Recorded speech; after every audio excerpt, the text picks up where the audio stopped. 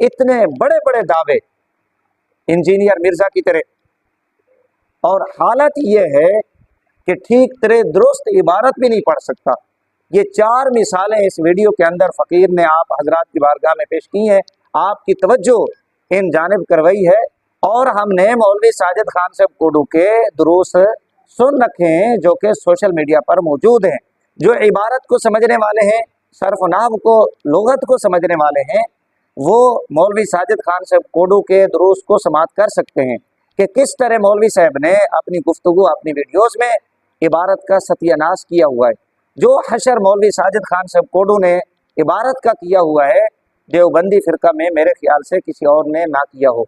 हम ये समझते रहे कि शायद देवबंदी धर्म को, देवबंदी फ़िरका को मौलवी नजीब उमर देवबंदी साहब एक नमूना मिले हैं।